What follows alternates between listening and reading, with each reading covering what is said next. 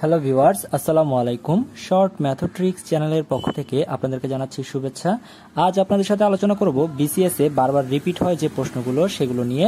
তো আজকের ভিডিওটাতে আমি আপনাদেরকে একই সাথে প্রিলির জন্য আপনারা কিভাবে খুব সহজে শর্টকাটে প্রশ্নগুলো সলভ করতে পারবেন সেটা যেমনি দেখাবো, তেমনি একই সাথে আপনাদেরকে রিটেনের জন্য প্রশ্নগুলো সলভ করে দেখাবো। তো আজকের পার্টটি হচ্ছে পার্ট 1। এভাবে করে করে আমি পার্ট 2, 3, 4, 5 করে করে আপলোড করব আমার চ্যানেলে। তো সবাই অবশ্যই ভিডিওগুলো দেখবেন, অবশ্যই উপকৃত হবেন আশা করি। তো চলেন আমরা কথা না বাড়িয়ে আমাদের প্রথম অঙ্কে চলে যাচ্ছি। তো ভিউয়ার্স, সবার প্রথমে যে প্রশ্নটি আমরা দেখতে পাচ্ছি সেটি হচ্ছে, যদি তেলের মূল্য 25% বৃদ্ধি পায় তবে তেলের ব্যবহার শতকরা কত কমালে তেল বাবদ ব্যয় বৃদ্ধি পাবে না। এটি দেখুন 10, 12, 23 এবং 26তম বিসিএস পরীক্ষাতে কিন্তু এসেছে, অর্থাৎ কতবার রিপিট হচ্ছে আপনারা নিজেরাই দেখতে পাচ্ছেন এই প্রশ্নটি। তো প্রথমেই আমরা এই প্রশ্নটার শর্টকাট যে সলভটা সেটা দেখব। তো আপনারা যদি এই প্রশ্নটাকে শর্টকাটে সলভ করতে চান তো তাহলে যেভাবে কাজ করতে হবে সেটা হচ্ছে, একটু খেয়াল করে দেখুন, আমাকে বের করতে বলেছে যে তেলের ব্যবহার শতকরা কত কমালে তেল বাবদ ব্যয় বৃদ্ধি পাবে না। তো শর্টকাট সূত্রটা হচ্ছে আমাকে ব্যবহার কমাতে হবে, তাই না? ব্যবহার কত কমালে, তাই না? তাহলে আমরা লিখব ব্যবহার কমাতে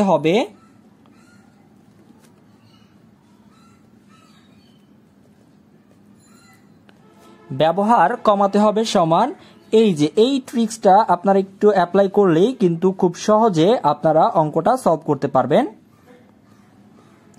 অর্থাৎ 100 into R divided by 100 plus R. ঠিক আছে, এখানে আরটা আসলে কি? এই আরটা হচ্ছে এই যে 25% বৃদ্ধি পায় সেটা, অর্থাৎ তেলের মূল্য 25% বৃদ্ধি পায়। তার মানে আর এর মান কত? আর এর মান হচ্ছে 25। তো আসেন আমরা মানটা বসাই, 100 গুণ আর এর মান হচ্ছে কত? 25। তাহলে আমরা লিখে দেই 25 ভাগ 100 যোগ 25। তাহলে আমাদের ক্যালকুলেশনটা আমরা করে ফেলি। উপরে আছে 100 গুণ 25 আর নিচে হবে 100 যোগ 25 মানে হচ্ছে 125। ওকে, তাহলে আমরা যদি কাটাকাটি করি 5, 25, 125, 5 দিয়ে যদি 100কে কাটি 5 20 100, 5 20 100, তার মানে আমার উত্তরটা হচ্ছে 20%।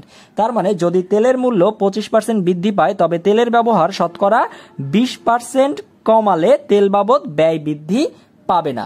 ওকে, তার মানে আমার সঠিক উত্তর হচ্ছে 20%, অপশন ক হচ্ছে সঠিক উত্তর। তো চলুন ভিউয়ার্স, এবার আমরা রিটেনের জন্য কিভাবে সলভ করব সেটা দেখে নেই। রিটেনের জন্য সলভ করতে গেলে আমাকে প্রথমে যে কাজটা করতে হবে সেটা হচ্ছে, ধরি পূর্ব মূল্য ছিল, অর্থাৎ তেলের পূর্ব মূল্য ছিল সেটা ধরে নিতে হবে। অর্থাৎ পূর্ব মূল্য 100 টাকা হলে, বর্তমান মূল্যটা কত হবে? বর্তমান মূল্য কত হবে? দেখেন, যদি তেলের মূল্য 25% বৃদ্ধি পায়, তার মানে 25% বৃদ্ধি পায়, তার মানে হচ্ছে 100 যোগ 25, 100 যোগ 25 তার মানে হচ্ছে 125 টাকা। ওকে, আর যদি এরকম কখনো বলে যে 25% হ্রাস পায় তাহলে কি কাজ করবেন? 100 মাইনাস 25, ঠিক আছে, জাস্ট এটা করে নেবেন। যেহেতু আমাকে এখানে বলেছে বৃদ্ধি পায় তাই 100 যোগ 25 করেছি, তার মানে 125 টাকা। তাহলে একটু খেয়াল করে দেখুন আমরা এবার সাজাবো কি হবে। অর্থাৎ আমাকে বের করতে বলেছে তেলের ব্যবহার শতকরা কত কমাতে হবে বা কত কমালে, তাই না? তার মানে 125 টাকায় কমাতে হবে, 125 টাকায় কমাতে হবে 25 টাকা। 125 টাকায় কমাতে হবে কত টাকা? 25 টাকা। সুতরাং 1 টাকায় কমাতে হবে 25, উপরে 125 এটা নিচে চলে আসবে। ওকে, সুতরাং 100 টাকায় কত? কারণ শতকরা বের করতে বলছে, শতকরা কত কমালে, তার মানে 100তে হিসাব করতে হবে। অর্থাৎ 100 টাকায় কমাতে হবে 25 গুণ 100 আর নিচে হচ্ছে 125। তো আমরা ঠিক কাটাকাটি করবো আগের মতো, 25 দিয়ে কাটলে 125কে 5 25, 125, 5 20 100, তার মানে হচ্ছে 20%। অর্থাৎ শতকরা 20% কমালে তেল বাবদ ব্যয় বৃদ্ধি পাবে না। তো একই সাথে আমি আপনাদেরকে প্রিলি এবং রিটেন দুইটার জন্যই দেখাবো। অর্থাৎ এই টাইপের করেই আমি আপনাদেরকে ম্যাথগুলো দেখাবো যাতে আপনাদের প্রিলির জন্য আপনারা শর্টকাটটা পেয়ে যান এবং রিটেনের জন্য যাতে আপনারা এইভাবে করে আপনারা পরীক্ষাতে লিখতে পারেন। ওকে, তো চলুন আমরা আমাদের দ্বিতীয় অঙ্কে চলে যাচ্ছি। তো ভিউয়ার্স 2 নম্বর যে প্রশ্নটি আছে, ঘড়িতে যখন 8টা বাজে তখন ঘন্টার কাঁটা ও মিনিটের কাঁটার মধ্যকার কোণের পার্থক্য কত ডিগ্রি। তো এটি দেখুন 34 এবং 39তম বিসিএস পরীক্ষাতে এসেছে এবং 37তম পরীক্ষাতে লিখিত আকারে এসেছে প্রশ্নটি। তো এই প্রশ্নটি কিন্তু খুবই গুরুত্বপূর্ণ এবং বিসিএস এ কিন্তু এই টাইপের প্রশ্ন প্রচুর পরিমাণে আসে। তো আপনি যদি এটা খুব সহজে শর্টকাটে সলভ করতে চান তাহলে আপনাকে যে জিনিসটি মাথায় রাখতে হবে, আচ্ছা একটু খেয়াল করে দেখেন, আমাকে বলেছে কি ঘড়িতে যখন 8টা বাজে, তাহলে আমি একটু ঘড়িতে 8টা বাজে সেটা একটু এঁকে দেখাই।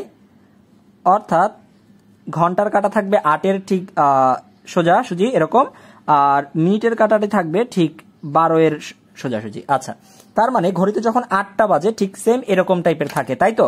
তো আপনাকে এখানে বের করতে বলেছে যে এই এদের যে মধ্যবর্তী কোণটা, অর্থাৎ এই যে মধ্যবর্তী কোণটা, এই কোণের মান কত ডিগ্রি, ঠিক আছে, মধ্যকার কোণের পার্থক্য কত ডিগ্রি সেটা বের করতে হবে। তো এটা বের করতে চাইলে আপনি সহজে একটা সহজ মানে হিসাব করে আপনি কিন্তু চাইলে খুব সহজেই বের করতে পারবেন।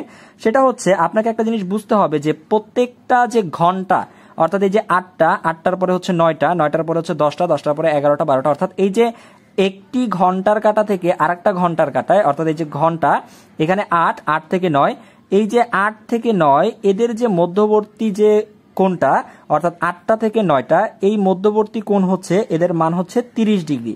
অর্থাৎ একটি ঘন্টার কাঁটা থেকে আরেকটি ঘন্টার কাঁটা, অর্থাৎ 8টা থেকে 9টা, এদের মধ্যবর্তী কোণ কত ডিগ্রি? 30 ডিগ্রি। ঠিক সেম একই রকম ভাবে 9টা থেকে 10টা এতটুকুর মধ্যবর্তী যে কোণটা সেটার মানও হচ্ছে কত ডিগ্রি? 30 ডিগ্রি। অর্থাৎ এই যে 8টা থেকে 9টা এদের মধ্যবর্তী কোণ হচ্ছে 30 ডিগ্রি, 9টা থেকে 10টা এদের আলাদা করে মধ্যবর্তী কোণের মান হচ্ছে 30 ডিগ্রি। ঠিক সেম একই রকম ভাবে তাহলে 10টা থেকে 11টা হবে 30 ডিগ্রি, 11টা থেকে 12টাও হবে 30 ডিগ্রি। এবার একটু খেয়াল করে দেখেন, 8টা থেকে 12টা, অর্থাৎ ঘন্টার কাঁটাটা আছে 8-এর ঘর সোজাসুজি এবং মিনিটের কাঁটাটা আছে 12-এর সোজাসুজি। তাহলে এদের যে মধ্যবর্তী কোণ তাহলে কত ডিগ্রি হবে দেখেন, এখান থেকে এখানে 30, আবারও 30, তারপরে 30, তারপরে আবার 30। তার মানে টোটাল কয়টা ঘর অতিক্রম করতে হচ্ছে দেখেন, এখান থেকে এখানে 1টি 2টি 3টি 4টি, অর্থাৎ 4টি ঘর অতিক্রম করতে হচ্ছে এবং প্রত্যেকটি ঘরের মানে পার্থক্য, অর্থাৎ এই যে কোণের যে পার্থক্যটা 11টা থেকে 12টা তা হচ্ছে 30 ডিগ্রি করে। তাহলে আমরা কত ডিগ্রি পাচ্ছি? 3 4 12, আর একটি শূন্য বসিয়ে দিলাম, অর্থাৎ এদের যে মধ্যবর্তী কোণটা, এদের মধ্যবর্তী কোণের মান হচ্ছে 120 ডিগ্রি। অর্থাৎ যখন ঘড়িতে 8টা বাজে তখন ঘন্টার কাঁটা এবং মিনিটের কাঁটার মধ্যবর্তী কোণ হচ্ছে কত ডিগ্রি? 120 ডিগ্রি। ওকে, আচ্ছা এটা তো গেল, খুবই সহজে আমরা মুখে মুখে হিসাব করে ফেলতে পারবো। এবার আমরা সূত্রের সাহায্যে যদি এই অঙ্কটা করতে চাই, সূত্রের সাহায্যে কিভাবে করব সেটা একটু খেয়াল করেন। তো ভিউয়ার্স, আপনি যদি 2 নাম্বার অঙ্কটাকে সূত্রের সাহায্যে সলভ করতে চান তাহলে কিভাবে করবেন একটু খেয়াল করে দেখুন। সেটা হচ্ছে ঘড়িতে যখন 8টা বাজে তখন ঘন্টার কাঁটা এবং মিনিটের কাঁটার মধ্যকার কোণের পার্থক্য কত। আচ্ছা, ঘড়িতে যখন 8টা বাজে তার মানে হচ্ছে এই হচ্ছে 8, আর মিনিটের কাঁটা হচ্ছে তখন কত, মানে ধরা হয় এখানে 0 0, তাই না? আচ্ছা, তার মানে কি ঘন্টার কাঁটার এখানে 8 আর মিনিটের কাঁটা ধরা হয় কত, 0 0 আছে এরকম টাইপের। ওকে, আচ্ছা মিনিট হচ্ছে 0, ঠিক আছে। তো আসেন আমরা যদি এটা সূত্রের সাহায্যে করতে চাই, সূত্রটা হচ্ছে এরকম, একটু খেয়াল করে দেখেন। যদি কেউ সূত্রের সাহায্যে করতে চান তাহলে থিটা ইকুয়াল টু, অর্থাৎ এদের মধ্যকার যে কোণের পার্থক্যটা থিটা ইকুয়াল টু, সূত্রটা হচ্ছে 11 into minute minus 60 into hour, okay, ভাগ 2, মডুলাস দিয়ে আমি ডিগ্রিটা দিয়ে নিলাম। ওকে, আচ্ছা এখানে আমরা এখন মানগুলো বসাবো, একটু খেয়াল করেন। 11 ইন্টু মিনিট কত আছে, 8টা যখন বাজে ঘড়িতে তখন মিনিট কিন্তু কত, 0, তাই না? তাহলে এখানে বসাই দেন 0। 60 ইন্টু আওয়ার, ঘন্টা হচ্ছে কত, ঘন্টা হচ্ছে 8, আমি ইংলিশে লিখছি, এটা কিন্তু বাংলায় না, এটা ইংলিশে লিখছি আমি, ভাগ হচ্ছে 2। ওকে, এখানে ডিগ্রিটা দিয়ে দিলাম। তাহলে দেখুন 11-র সাথে 0 গুণ করলে এখানে হয়ে যাবে 0 মাইনাস 6 8 48, আর এই শূন্যটা এখানে বসিয়ে দিলাম, অর্থাৎ 480 ভাগ হচ্ছে 2। ওকে, আচ্ছা তাহলে আমরা যে কাজটা করব সেটা হচ্ছে 0 মাইনাস হচ্ছে 480, মানে হচ্ছে মাইনাস 480 ভাগ 2।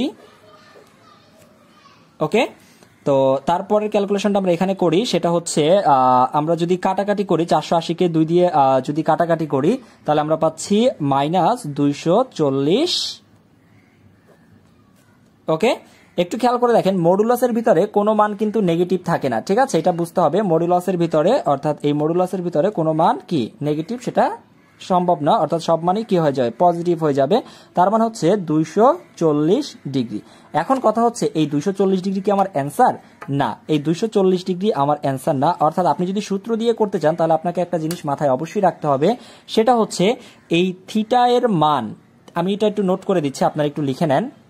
তো আমি আপনাদের জন্য নোটটা লিখে নিয়েছি, একটু খেয়াল করে দেখুন কি লিখেছি। যদি থিটা এর মান 180 ডিগ্রি এর চেয়ে বড় হয় তবে তা 360 ডিগ্রি থেকে বিয়োগ করতে হবে। যেমন দেখেন এখানে থিটা এর মানটা আমরা পেয়েছি কত? 240 ডিগ্রি, যা কিনা 180 ডিগ্রি থেকে বড় না, অবশ্যই 180 ডিগ্রি থেকে 240 হয়েছে, অর্থাৎ বড় হয়েছে, তাই না? 180 ডিগ্রি এর চেয়ে মানটা বড়। তাহলে সেই ক্ষেত্রে আমার কাজ করতে হবে কি, সুতরাং থিটা এর যে মানটা আমরা পাবো সেটা হচ্ছে 360 ডিগ্রি থেকে এই 240 ডিগ্রি এটা কি করে দিব? বাদ দিয়ে দিব। তাহলে আমরা কত পাচ্ছি? 120 ডিগ্রি পেয়ে যাচ্ছি। এইটা হচ্ছে আমার অ্যান্সার, ঠিক আছে?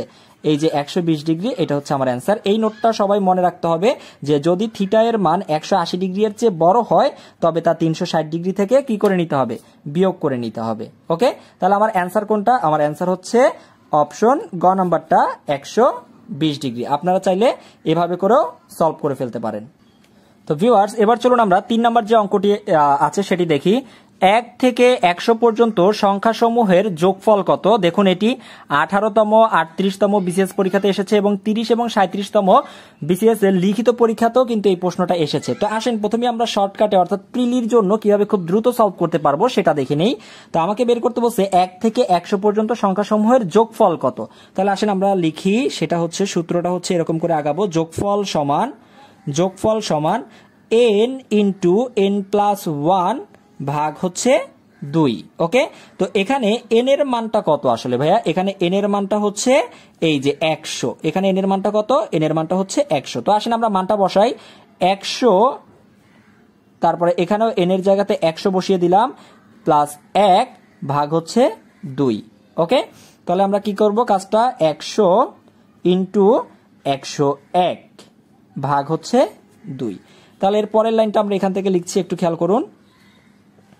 অর্থাৎ আমরা যদি একটু কাটাকাটি করে নিই তাহলে 2 দিয়ে 100 কে কাটলে হয় 50, তার মানে 50 গুণ 101, 50 গুণ 101।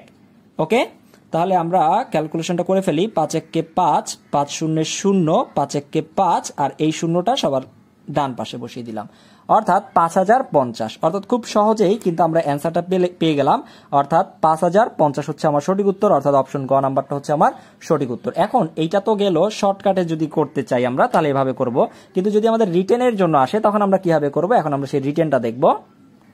তো ভিউয়ার্স একটু খেয়াল করে দেখুন, আমরা যদি গতানুগতিকে অর্থাৎ রিটেনের জন্য সলভ করি তাহলে যে কাজটা করব, 1 থেকে 100 পর্যন্ত সংখ্যা সমূহের যোগফল কত, তাই তো?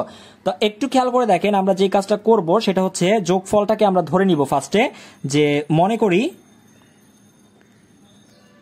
করি যোগফলটা হচ্ছে x, যোগফলটা হচ্ছে কি? যোগফলটা হচ্ছে x। তাহলে আমরা এবার লিখি, দেখেন যে x ইকুয়াল টু হচ্ছে আমরা এইভাবে লিখতে পারি 1 যোগ 2 যোগ 3 যোগ, হ্যাঁ, এভাবে আপ টু যেতে যেতে কত হবে দেখেন 98 যোগ 99, তারপরে হচ্ছে 100, তাই না? এভাবে আমরা লিখতে পারি।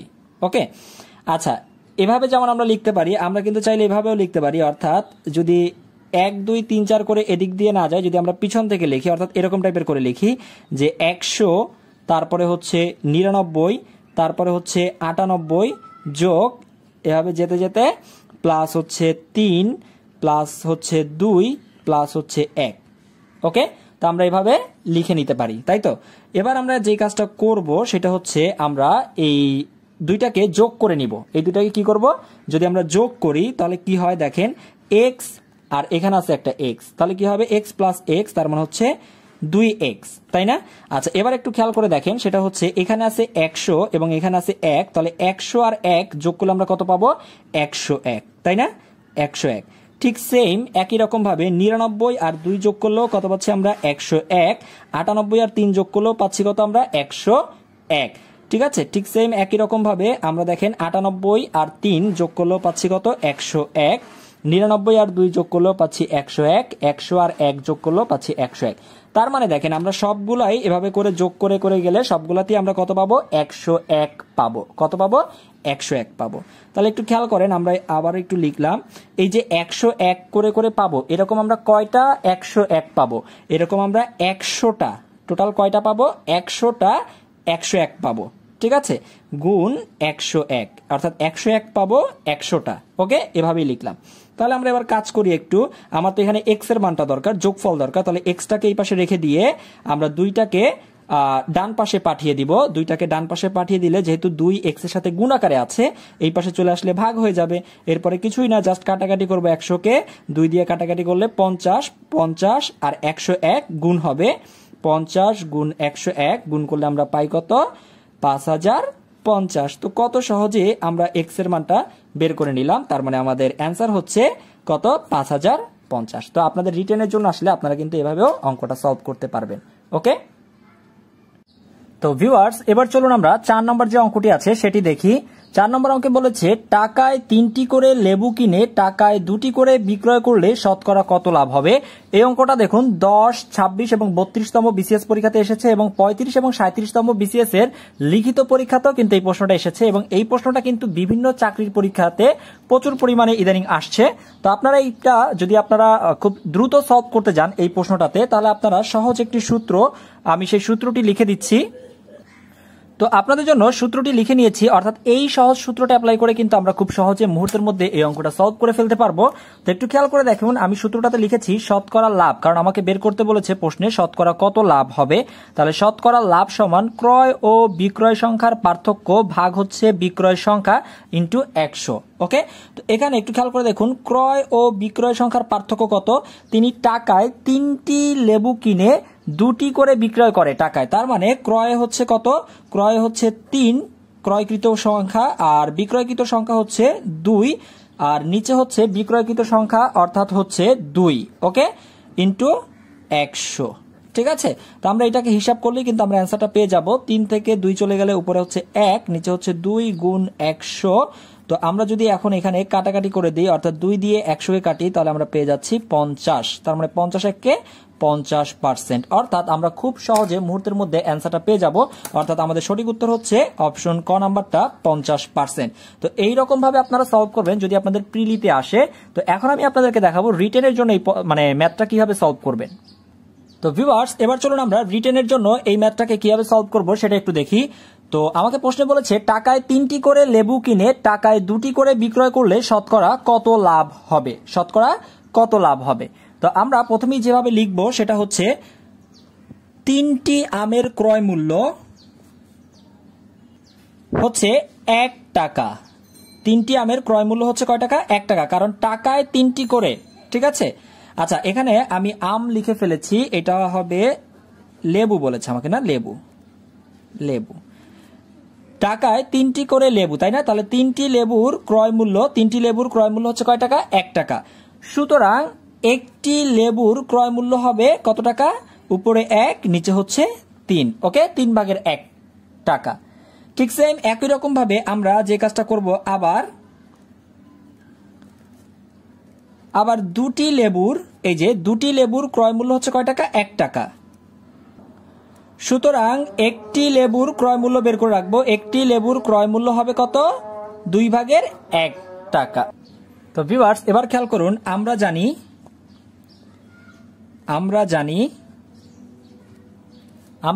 লাভ সমান, আমরা লিখতে পারি, আমরা জানি লাভ সমান কি, বিক্রয় মূল্য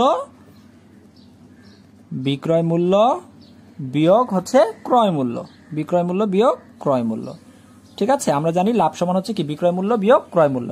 তাহলে বিক্রয় মূল্য কত ছিল, বিক্রয় মূল্য ছিল আমার, সরি আমি এই জায়গাটাতে 2টি লেবুর ক্রয় মূল্য লিখে ফেলেছিলাম, এটা ছিল 2টি লেবুর বিক্রয় মূল্য, এটা হবে বিক্রয়, ঠিক আছে। 2টি লেবুর বিক্রয় মূল্য হচ্ছে কয় টাকা, 1 টাকা। 2টি লেবুর বিক্রয় মূল্য 1 টাকা, সুতরাং একটি লেবুর বিক্রয় মূল্য, এটা হচ্ছে বিক্রয় মূল্য, ঠিক আছে। এটা হচ্ছে আমরা পেয়েছিলাম ক্রয় মূল্য আর এটা হচ্ছে বিক্রয় মূল্য। তাহলে বিক্রয় মূল্য কত পেয়েছিলাম, এই যে আমরা হাফ পেয়েছিলাম, মাইনাস এখানে আমরা এখন কি বের করব, মানে ক্রয় মূল্যটা লিখবো। ক্রয় মূল্য কত ছিল, 3/1। এবার এটাকে আমরা লসাগু করব, তাহলে হচ্ছে 6, 2 দিয়ে ভাগ করলে 3, 3 এর সাথে 1 গুণ করলে 3 একে 3, 3 দিয়ে ভাগ করব 6 কে 2 পাচ্ছি, 2 এর সাথে 1 গুণ করে দিলে 2 পাচ্ছি। ওকে, তাহলে আমরা পাচ্ছি কত? 6/1। ঠিক আছে, আমরা লাভটা বের করে নিলাম, লাভ হচ্ছে কত? 6/1।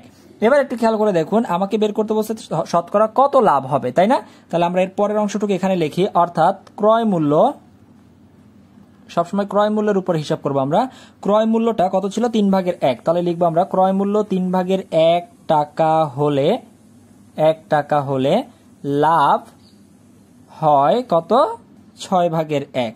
লাভ হচ্ছে কত? 6/1। ঠিক আছে, সুতরাং ক্রয় মূল্য 1 টাকা হলে লাভ হবে কত? আমি একদম ভেঙে লিখে দিই আপনাদেরকে, উপরে হচ্ছে 6/1, নিচে হচ্ছে এরকম হবে 3/1। তো এটাকে যদি আমরা একটু হিসাব করি, অর্থাৎ এই ভাগ আছে, এটাকে যদি আমরা গুণ আকারে লিখি, অর্থাৎ এটা এরকম হয়ে যাবে 6/1 গুণ উপরে 3 নিচে 1। ঠিক আছে, ওকে, তো আমরা এভাবে লিখে নিতে পারি।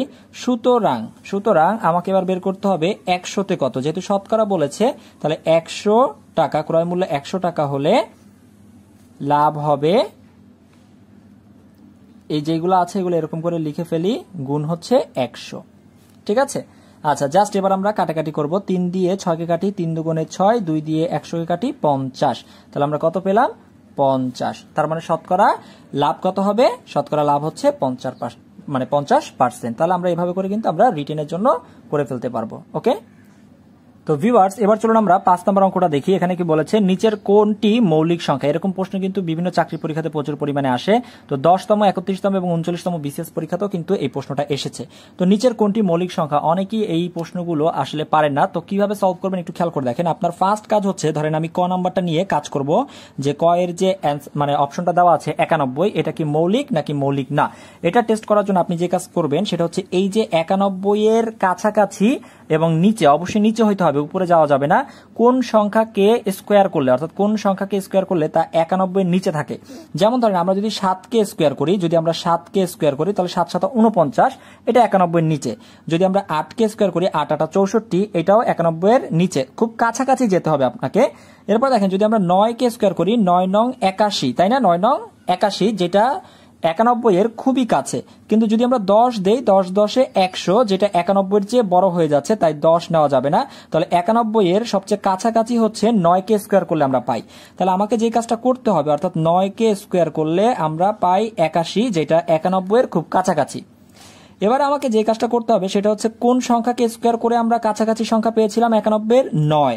তার মানে সংখ্যাটা হচ্ছে 9, তাই না? এবার আমাকে দেখতে হবে 9 পর্যন্ত মৌলিক সংখ্যা আছে কি কি। আমরা মোটামুটি 1 থেকে শুরু করে 20 পর্যন্ত এর মৌলিক সংখ্যাগুলো আমরা জানি, বা 20 পর্যন্ত না জানলেও 10 পর্যন্ত সবাই মোটামুটি জানি।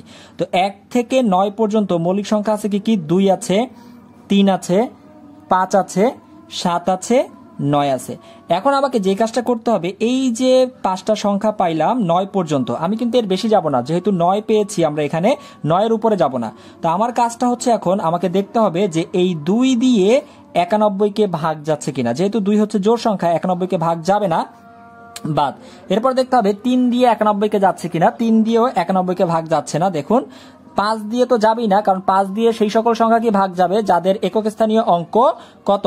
5 অথবা 0, তাই 5 দিয়েও যাচ্ছে না। ঠিক আছে, 7 দিয়ে যাচ্ছে কিনা দেখতে হবে। 7 দিয়ে ভাগ যাচ্ছে, 7 দিয়ে কিন্তু কি যাচ্ছে? ভাগ যাচ্ছে।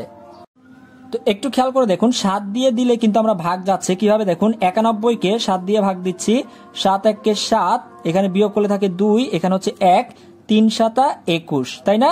তার মানে কি ভাগ চলে গেল, অর্থাৎ ভাগ গেল। যেহেতু 7 দিয়ে ভাগ গেছে, 91কে 7 দিয়ে ভাগ গিয়েছে, তার মানে এইটা হচ্ছে আমার কি না? মৌলিক সংখ্যা না। কারণ মৌলিক সংখ্যার মধ্যে আমরা কি পড়েছিলাম? মৌলিক সংখ্যা হচ্ছে সেই সংখ্যাগুলো যেগুলাকে ওই সংখ্যাটা দ্বারা এবং 1 দ্বারা ভাগ করা যায়, আর কোনো সংখ্যা দ্বারা কি করা যায় না? ভাগ করা যায় না, বা এদের কোনো আর কোনো গুণনীয়ক নেই। ঠিক আছে, যেহেতু 7 দ্বারা ভাগ গিয়েছে 91কে, তাই এটা আমার সঠিক উত্তর হবে না। তো আসুন এরপরে আমরা অপশন খ তে চলে যাই, অর্থাৎ 2 নম্বরটা দেখি, 143। তো আমাকে দেখতে হবে কোন সংখ্যাকে স্কোয়ার করলে 143 এর নিচে এবং খুবই কাছাকাছি থাকে। যদি আমরা 11 লিখি, 11 স্কোয়ার মানে হচ্ছে কত 121, 12 স্কোয়ার করলে হয়ে যাবে 144, যেটা 43 থেকে বেশি, তাই 12 নেওয়া যাবে না। তাহলে আমরা এখানে কোন সংখ্যাটা নিলাম 11।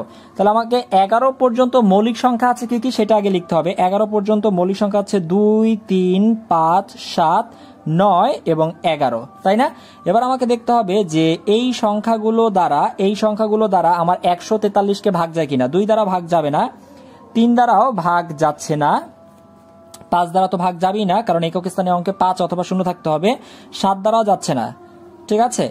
9 দ্বারাও ভাগ যাচ্ছে না, 11 দ্বারা দেখি ভাগ দিয়ে, একটু খেয়াল করে দেখুন। 143কে 11 দ্বারা যদি ভাগ দেই, 11 1 11, বিয়োগ করলে এখানে থাকে 3, এখানেও থাকে 3, তার মানে 3 11 33, ঠিক আছে।